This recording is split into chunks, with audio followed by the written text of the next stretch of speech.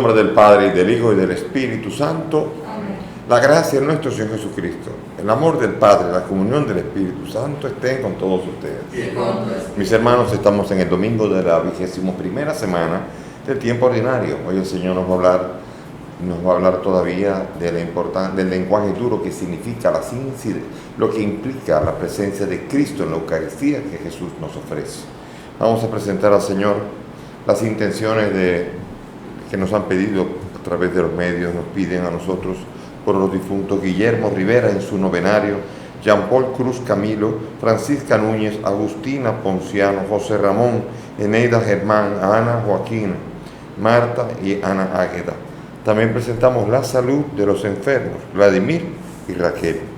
Con estas intenciones y las nuestras vamos a presentarnos humildes ante el Señor, reconociendo ante Él y ante los hermanos que somos pecadores.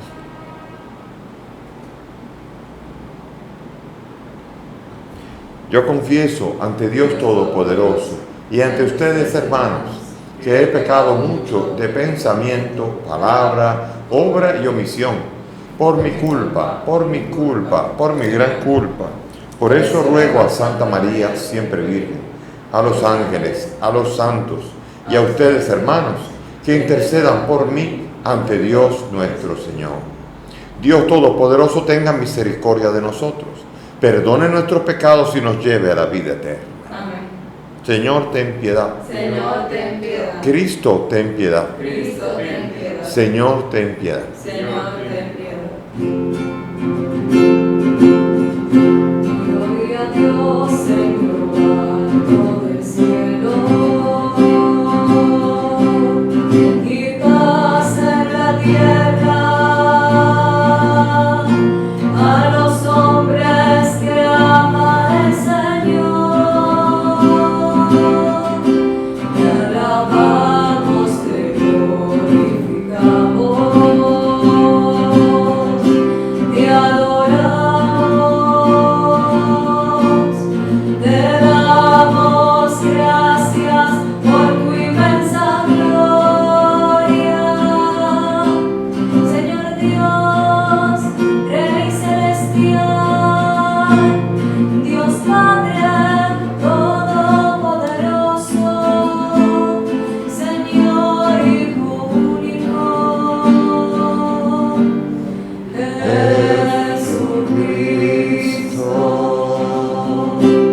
Señor Dios, Cordero de Dios, Hijo del Padre, tú que quitas el pecado del mundo, ten piedad de nosotros. Tú que quitas el pecado del mundo, atiende a nuestra súplica. Tú que estás sentado a la derecha del Padre, ten piedad de nosotros. Porque solo tú eres santo, solo tú, Señor,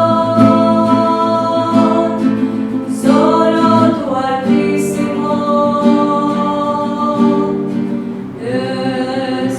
Jesucristo, con el Espíritu Santo, en la gloria de Dios Padre. Amén. Amén.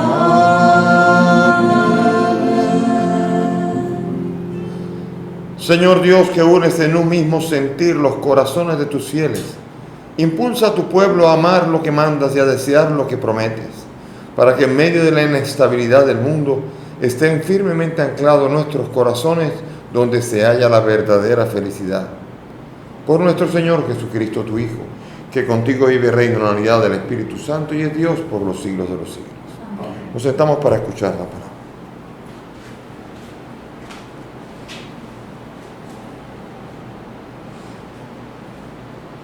Lectura del libro de Josué.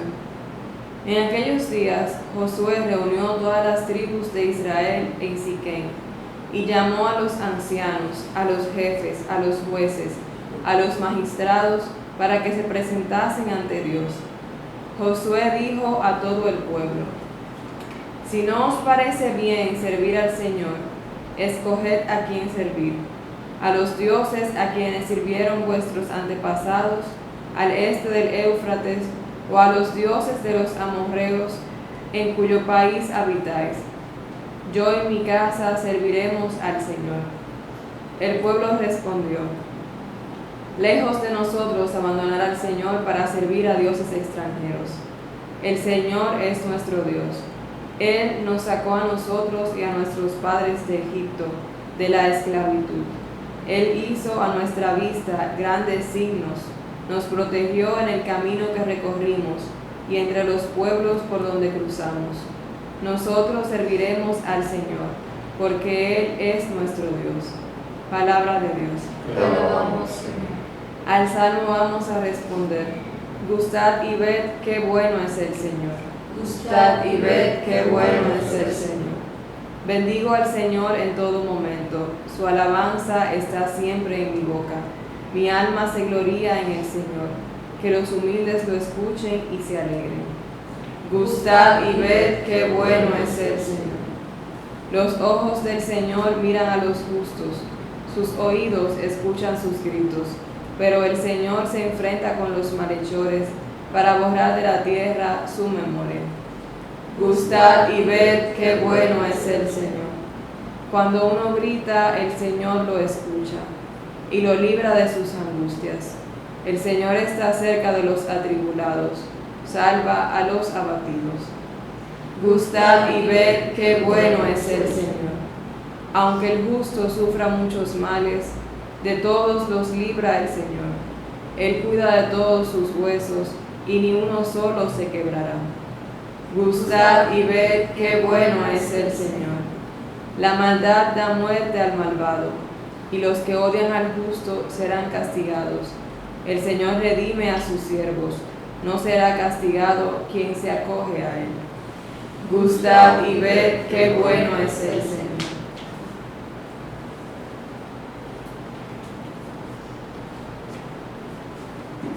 Lectura de la carta del apóstol San Pablo a los Efesios. Hermanos, sed sumisos unos a otros con respeto cristiano. Las mujeres que se sometan a sus maridos como al Señor, porque el marido es cabeza de la mujer, así como Cristo es cabeza de la iglesia, Él que es el Salvador del cuerpo. Pues como la iglesia se somete a Cristo, así también las mujeres a sus maridos en todo. Maridos, amad a vuestras mujeres como Cristo amó a su iglesia. Él se entregó a sí mismo por ella para consagrarla, purificándola con el baño del agua y de la palabra, y para colocarla ante sí gloriosa. La iglesia sin mancha, ni arruga, ni nada semejante, sino santa e inmaculada. Así deben también los maridos amar a sus mujeres como cuerpos suyos que son. Amar a su mujer es amarse a sí mismo, pues nadie jamás ha odiado su propia carne, sino que le da alimento y calor, como Cristo hace con la iglesia, porque somos miembros de su cuerpo. Por eso abandonará el hombre a su padre y a su madre, y se unirá a su mujer, y serán los dos una sola carne. Es este un gran misterio, y yo lo refiero a Cristo y a la iglesia. Palabra de Dios. Te alabamos, Señor.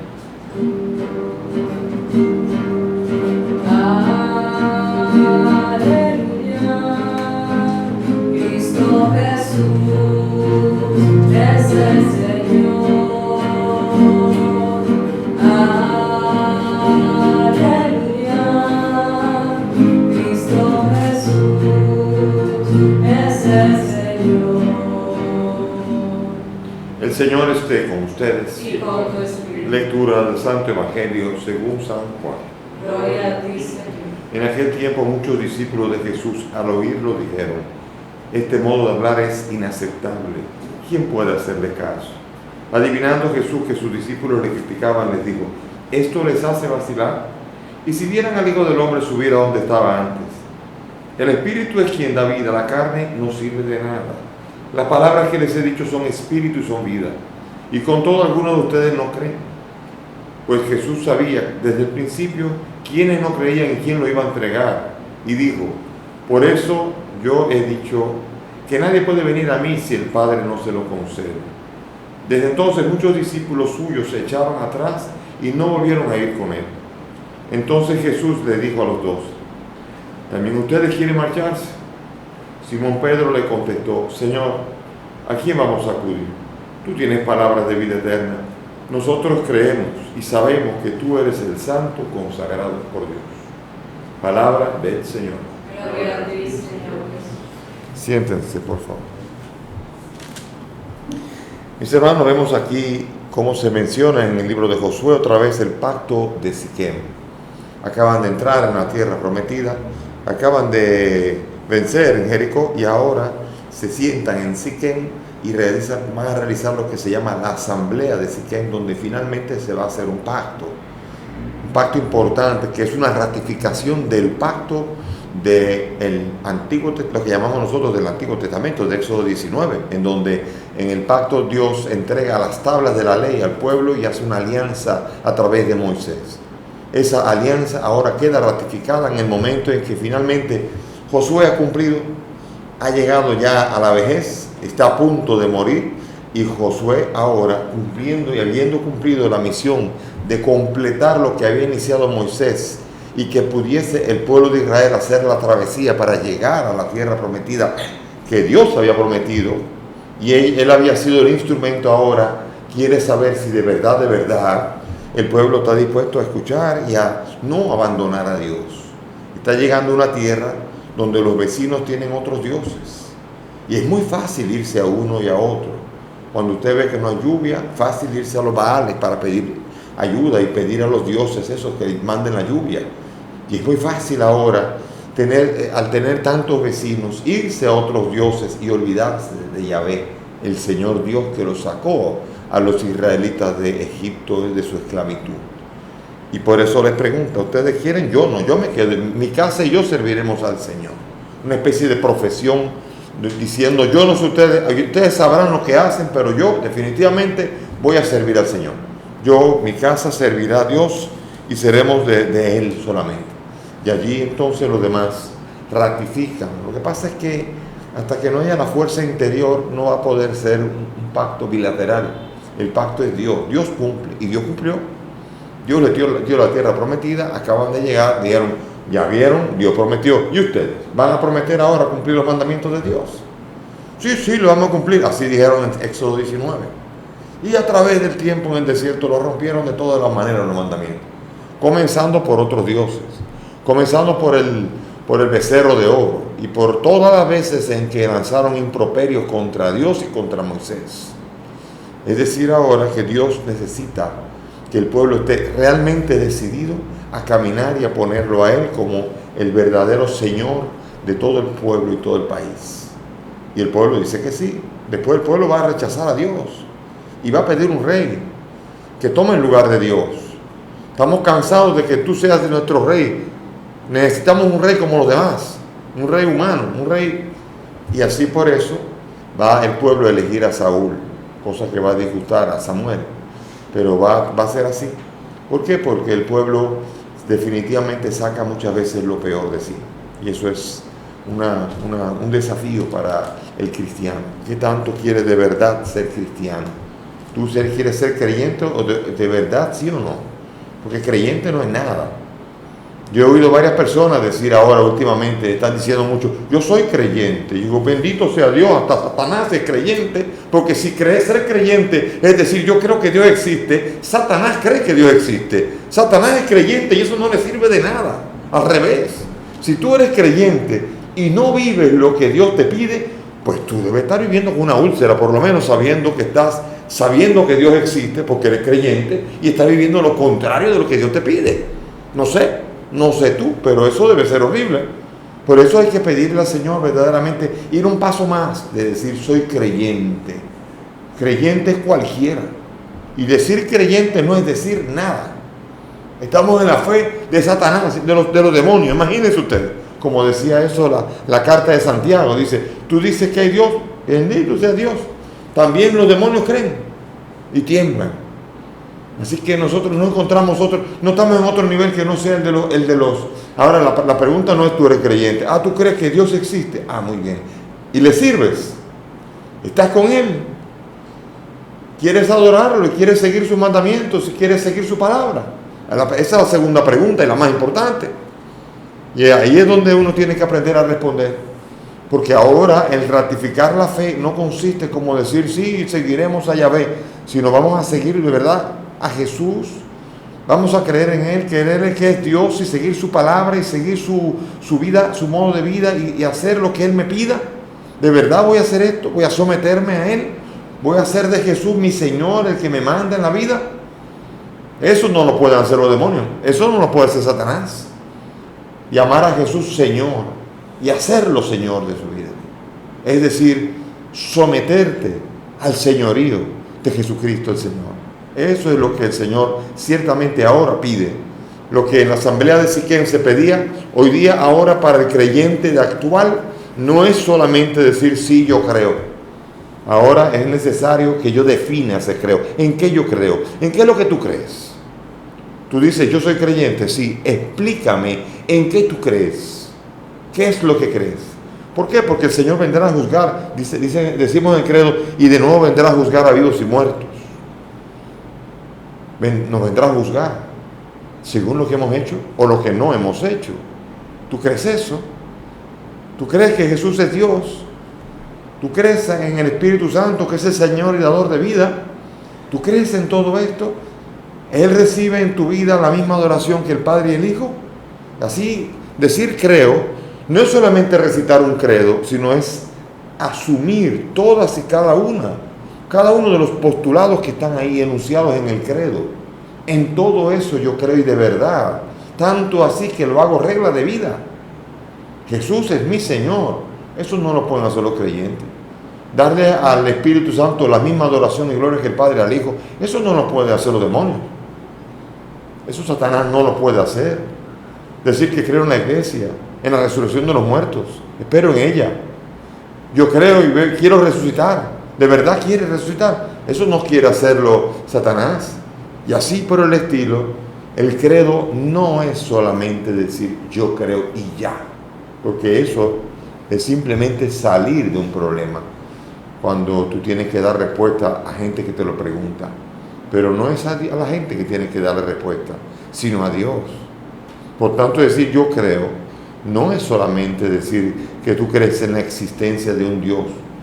De hecho, en el mundo de las drogas, cuando están atendiendo y haciendo terapia, convencen a los que están en terapia de que hay un poder superior. Explíqueme qué es eso.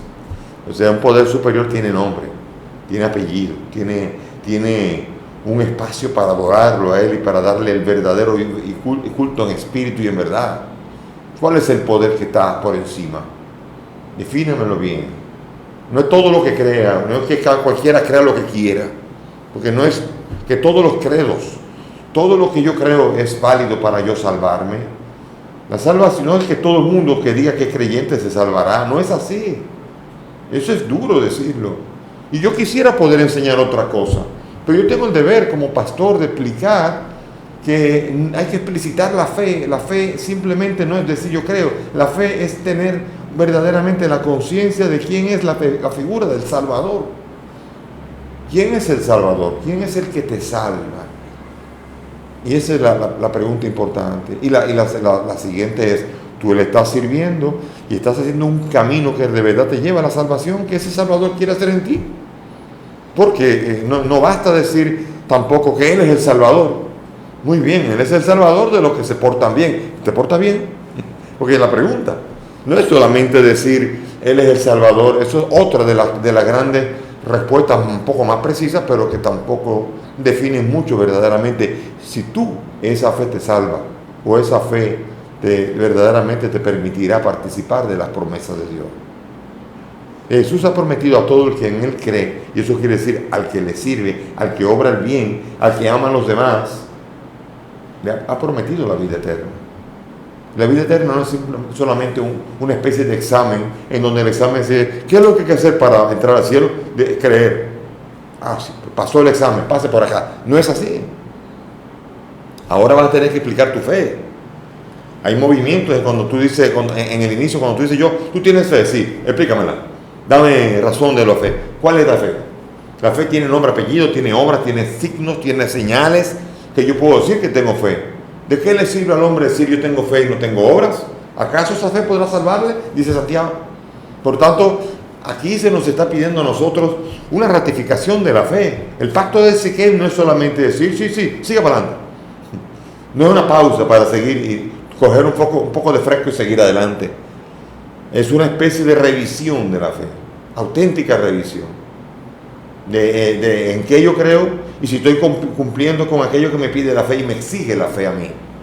Entonces, por esto es importante entender esto. Y si alguien te enseña esto y no lo vive, sabrá él lo que va a hacer. Jesús dice de los fariseos, hagan lo que ellos dicen, no lo que ellos creen, lo que ellos hacen. Es decir, que si alguien no vive lo que cree, te predica la fe, cree en esa fe, no en el que no vive la fe, sino en la fe que es predicada. Y el contenido de esa fe que tiene nombre se llama Jesucristo. El anuncio de la buena nueva, el anuncio de la salvación tiene nombre y se llama Jesucristo. No hay otro nombre dado a los hombres bajo el cual podamos ser salvados. No para que diga soy creyente. No para que diga simplemente Jesús es hijo de Dios, por decir. No para que diga yo tengo fe. Es para el que tiene fe y tiene obras. Esa fe puede salvarle. Esa fe puede transformar su vida. Y entonces le depara un destino de gloria. Y eso tiene que ser en todo lo que se vive. Por ejemplo, en el matrimonio. Aquí vemos nosotros en la segunda lectura que nos habla el Haustaffen, el código doméstico. Cómo tiene que vivir cada uno. ¿Cuál es el rol? Aquí no está el rol que sigue todavía después sobre los hijos, cómo tienen que vivir, y después los esclavos, que formaban parte de la familia. Pero aquí es marido y mujer. Y está exigiendo. ¿Cuál es la primera exigencia del marido y de la mujer? Ser sumisos a todos y todos sumisos a Cristo. O sea, ¿quién es la cabeza del matrimonio? Cristo. No es el hombre.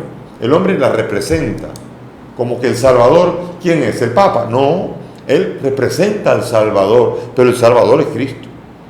Y tiene que haber una representación, pero nunca la representación va a sustituir al representado.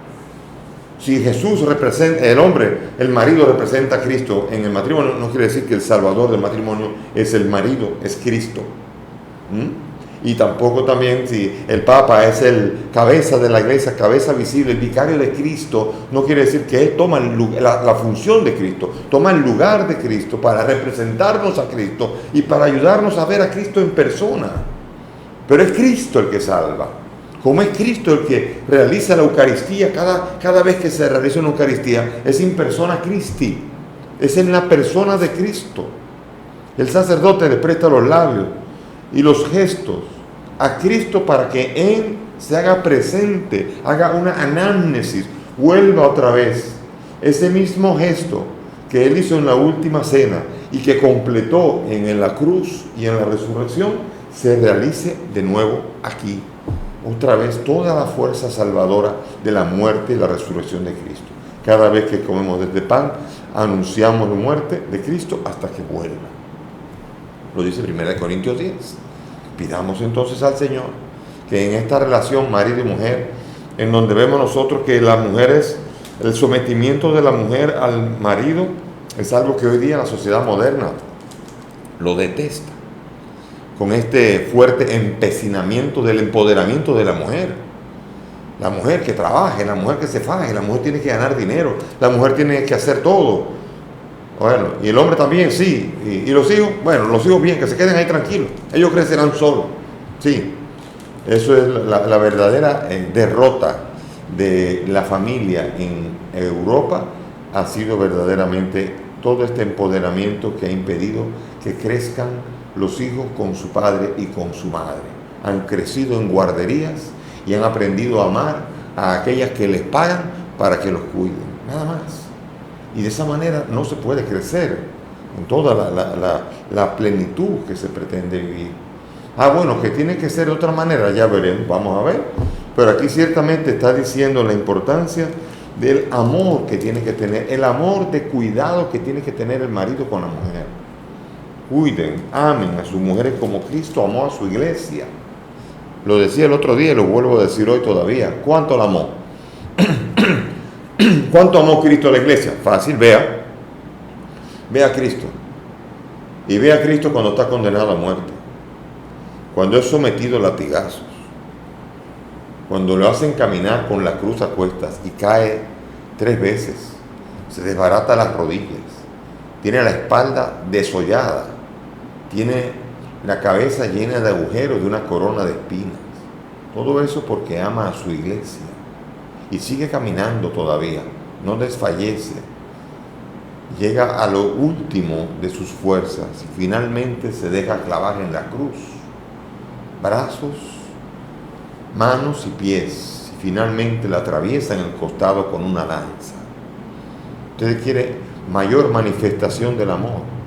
Entonces el marido tiene que aprender desde allí a cómo Cristo amó a la iglesia. Claro, el machismo actual hace que nosotros creamos que el marido es el jefe exote y hay que estarle complaciendo en todo y hay que estar tratándolo como si fuera el príncipe real. Y allí es donde vemos nosotros el error grave y la falsa interpretación de lo que es el amor que el marido tiene que tener a la mujer. Yo creo que muchas mujeres han sufrido mucho de tener falsos cristos representados en maridos que son verdaderamente fiascos, que no representan el cuidado de Cristo a su iglesia y en la relación que tienen con su mujer. Y ahí es donde nosotros flaqueamos mucho, sobre todo en América Latina, en el machismo y sobre todo en muchos otros países latinos. Hemos flaqueado mucho porque los hombres no hemos sabido representar, estoy hablando aquí en colectivo, no hemos sabido representar a Cristo y no hemos sabido ser verdaderamente presencia de Cristo en la familia.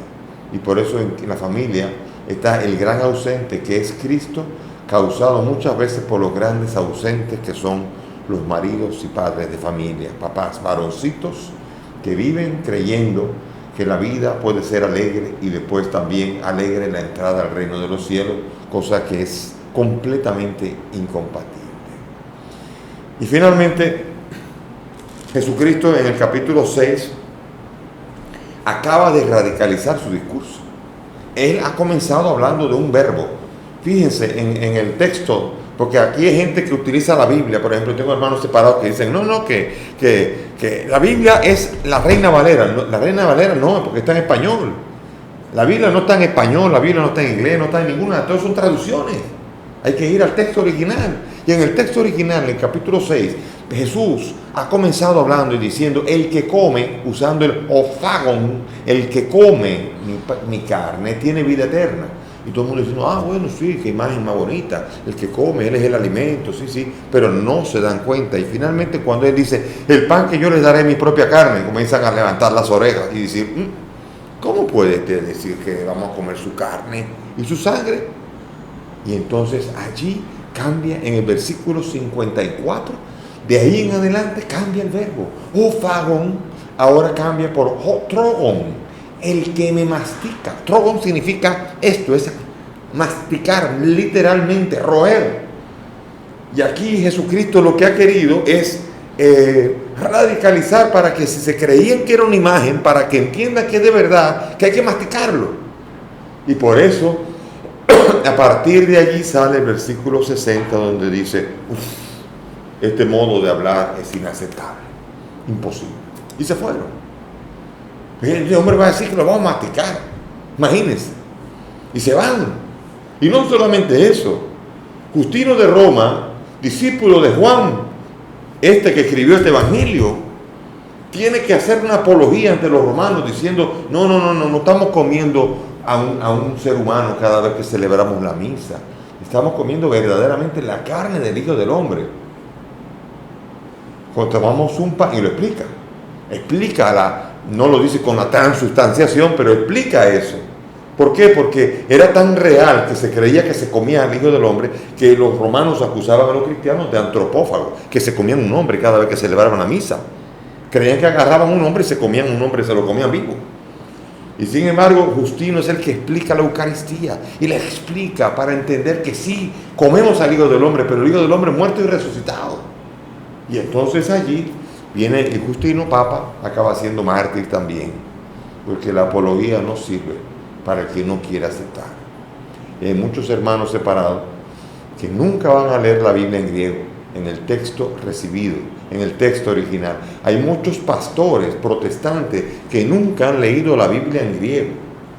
Pero desde que se lee en griego y se entiende el movimiento de los verbos, es imposible no entender que cuando Jesucristo está hablando de la Eucaristía, está hablando literalmente de masticarlo, y que ahí está Cristo. En ese pan consagrado ya no hay pan, ya no hay vino. Son la carne y la sangre del Hijo del Hombre que hay que masticar para poder tener vida eterna. Y si no mastican mi carne, no tienen vida eterna. Es duro ese lenguaje. Y Jesús no quiere bajar el tono, porque si Jesús está hablando en lenguaje figurado, allí él tenía el deber de mandar a parar a la gente que se iba escandalizada porque creían que era literal, que era simbólico. Jesucristo habría tenido el deber de no dejar que se fueran confundidos por una mala explicación. Si es que él hubiera explicado que era simbólico, no tenían que irse de allí creyendo que el lenguaje era duro. Ellos creían que el lenguaje era duro porque no estaba hablando simbólicamente. Estaba hablando realmente de masticar la carne del Hijo del Hombre y beber la sangre suya. Y eso lo enseñaron los discípulos, Policarpo de Esmirna, Justino de Roma, Ireneo y todos los demás. Enseñaron esta realidad. Durante 1500 años, la iglesia cristiana creyó de una sola manera cómo era la Eucaristía. De repente, llegó Lutero. Acuérdense que en el 1517 clavó las 95 tesis en la capilla de Wittenberg, 1517. En el 1530 se da la dieta de Augsburgo, que inaugura que hay mundo protestante, 1530. Y San Roberto Belarmino dice en el 1577 que ya hay un manual recopilando las 200 maneras como el mundo protestante interpreta la presencia de Cristo en la Eucaristía. Unos dicen que sí, pero que uno con sal pero sin pimienta, el otro acá, el otro allá, y cada uno como le parece. ¿Ven? La errónea interpretación ha llevado a muchas erróneas interpretaciones, y eso ha llevado a que haya 30.000 iglesias en Estados Unidos, cada uno diciendo una cosa diferente de la otra. Imagínense qué tipo de salvación nos espera si ahora tenemos que caerle atrás a toda esa varaunda de cosas y no a la misma enseñanza que comenzó en el siglo I y hasta el día de hoy se vive en nuestra iglesia con alegría, con gozo y con fe. También tú te quieres ir. El Señor no obliga a nadie, pero el Señor te invita a tener fe y a que mastiques la carne del Hijo del Hombre y bebas su sangre para tener vida eterna. Si no, el que no come mi carne y no bebe mi sangre no tiene vida en sí. Ojalá que este misterio de la Eucaristía nos ayude, nos fortalezca y nos enriquezca en la caridad y en el amor. Amén. Nos ponemos de pie y vamos ahora a profesar nuestra fe diciendo todos juntos: creo en Dios Padre Todopoderoso, Creador del cielo y de la tierra. Creo en Jesucristo, su único Hijo, nuestro Señor, que fue concebido por obra y gracia del Espíritu Santo. Nació de Santa María Virgen, padeció bajo el poder de Poncio Pilato, fue crucificado, muerto y sepultado, descendió a los infiernos, al tercer día resucitó de entre los muertos, subió a los cielos y está sentado a la derecha de Dios Padre Todopoderoso. Desde allí ha de venir a juzgar a vivos y muertos. Creo en el Espíritu Santo, la Santa Iglesia Católica, la comunión de los santos, el perdón de los pecados, la resurrección de la carne y la vida eterna. Amén.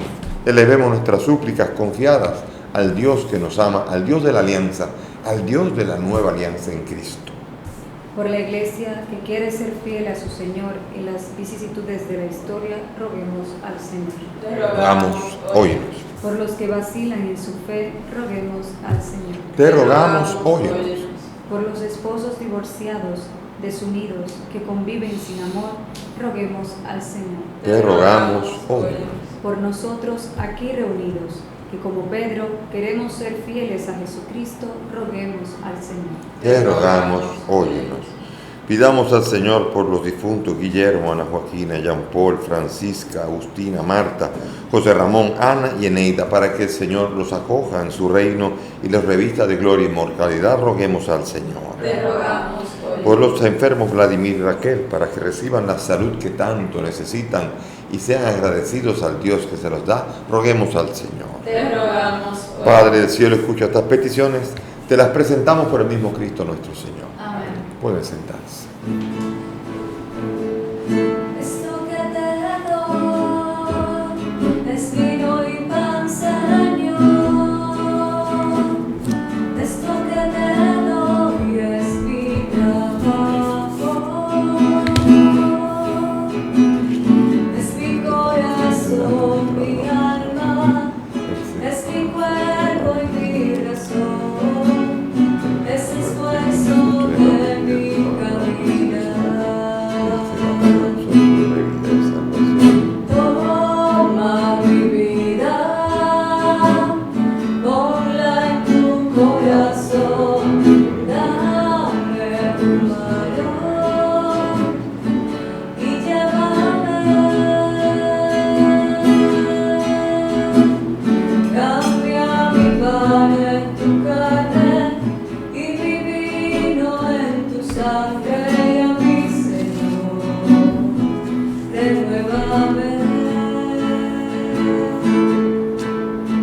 límpiame y sálvame.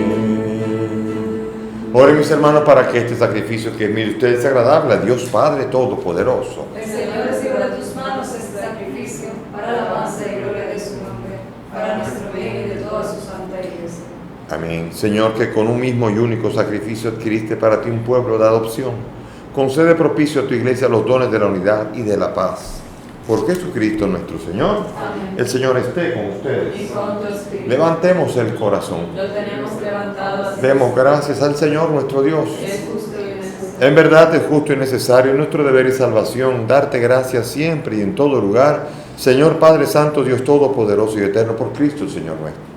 Porque naciendo restauró nuestra naturaleza caída, padeciendo en la cruz borró nuestros pecados, resucitando de entre los muertos nos proporcionó el acceso a la vida eterna, y ascendiendo hasta ti, Padre, nos abrió las puertas del reino de los cielos. Por eso, unidos a la multitud de los ángeles y de los santos, te aclamamos llenos de alegría, diciendo: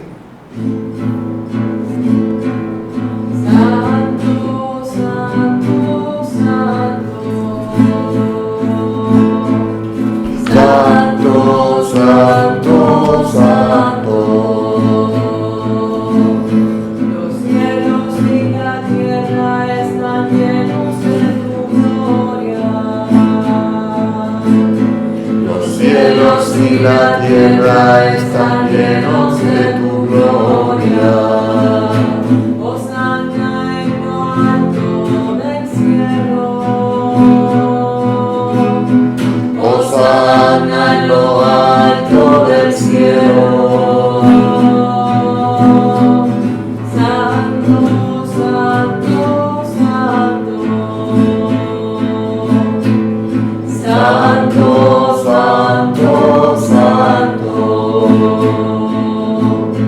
Bendito es el que viene en el nombre del Señor. Bendito es el que viene en el nombre del Señor. Hosana en lo alto del cielo. Hosana en lo alto del cielo. Santo, santo, santo. Santo, santo, santo. Santo, santo, santo. Santo eres, en verdad, Padre, y con razón te alaban todas tus criaturas, ya que por Jesucristo tu Hijo, Señor nuestro, con la fuerza del Espíritu Santo, das vida y santificas todo, y congregas a tu pueblo sin cesar para que ofrezca en tu honor un sacrificio sin mancha, desde donde sale el sol hasta el ocaso. Por eso, Padre, te suplicamos que santifiques por el mismo Espíritu estos dones que hemos separado para ti, de manera que se conviertan en el cuerpo y la sangre de Jesucristo, Hijo tuyo y Señor nuestro, que nos mandó celebrar estos misterios. Porque él mismo, la noche en que iba a ser entregado, tomó el pan, dando gracias te bendijo, lo partió y lo dio a sus discípulos diciendo: tomen y coman todos de él, porque esto es mi cuerpo que será entregado por ustedes.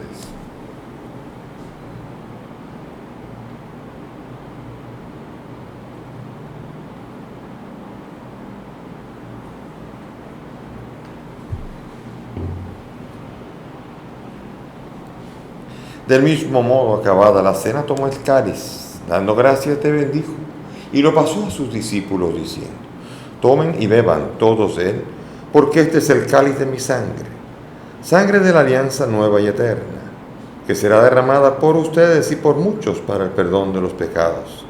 Hagan esto en conmemoración mía.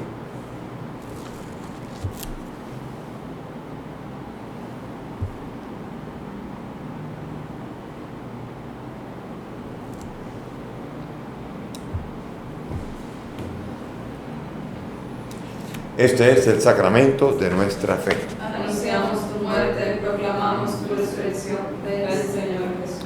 Así pues, Padre, al celebrar ahora el memorial de la pasión salvadora de tu Hijo, de su admirable resurrección y ascensión al cielo, mientras esperamos su venida gloriosa, te ofrecemos en esta acción de gracias el sacrificio vivo y santo.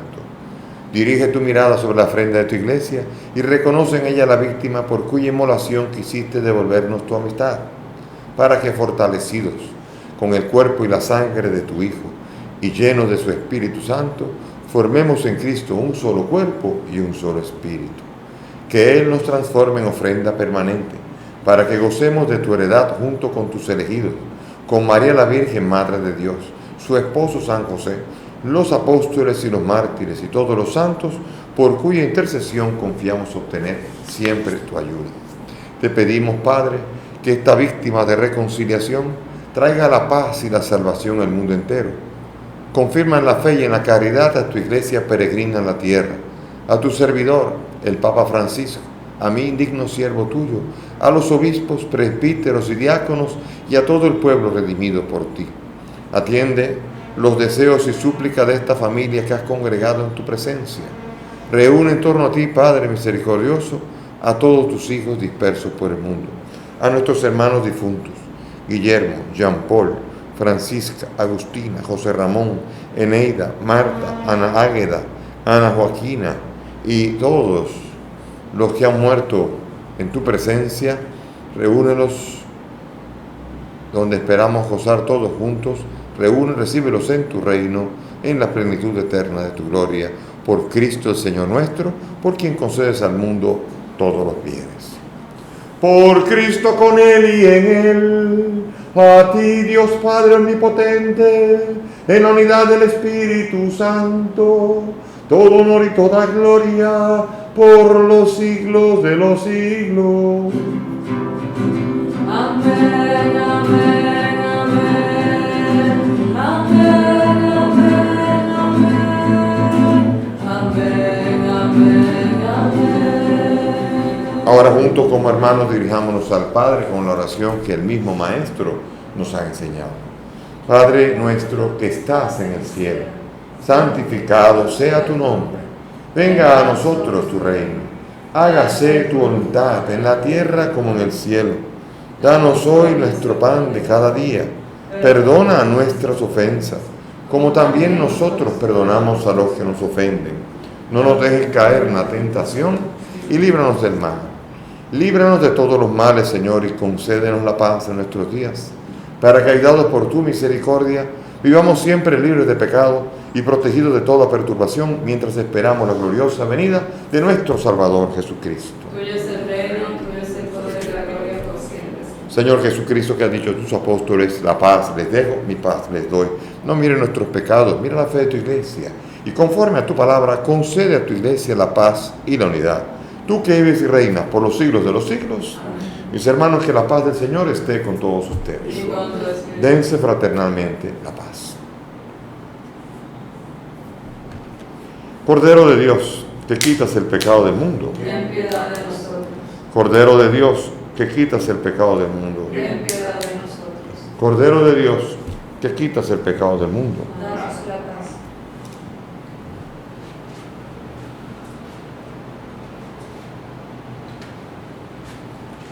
Mis hermanos, aquí está Jesús, el Señor, el Cordero de Dios, el que quita el pecado del mundo. Dichosos nosotros los invitados a esta mesa. Señor, no soy digno de que entres en mi casa, pero una palabra tuya bastará para sanar.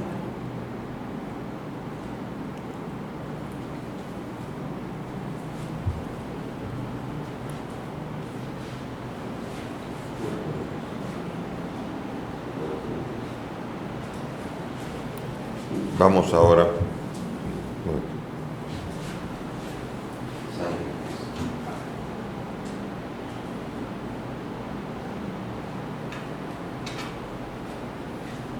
Vamos ahora a hacer la oración según la fórmula de San Alfonso María Ligorio para hacer comunión espiritual. Cerremos los ojos.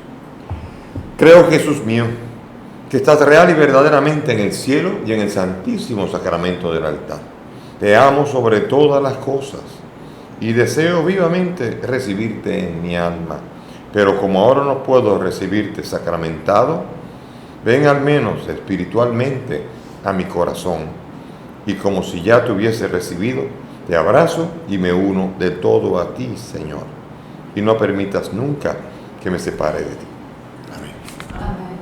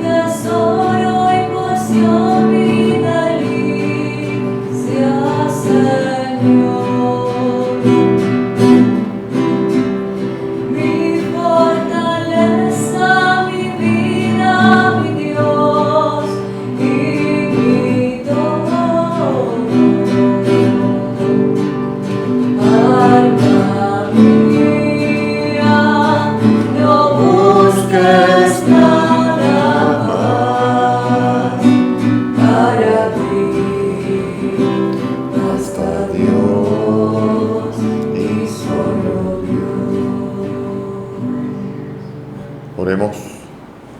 Te pedimos, Señor, que la obra salvadora de tu misericordia fructifique plenamente en nosotros y haz que con la ayuda continua de tu gracia, de tal manera tendamos a la perfección que podamos siempre agradarte en todo. Por Jesucristo nuestro Señor. Amén. Gracias por la presencia de todos. Que tengan feliz domingo. Que el Señor nos ayude en este día a dedicar más tiempo a atenderlo a Él, a amarlo, alabarlo y sobre todo a estar a solas con Él. Que no sea solamente diversión, sobre todo invitación a la presencia y a la intimidad con el Dios que nos creó y quiere nuestra salvación. El Señor esté con ustedes. Y que la bendición de Dios Todopoderoso, Padre, Hijo y Espíritu Santo descienda sobre ustedes y permanezca para siempre. Amén.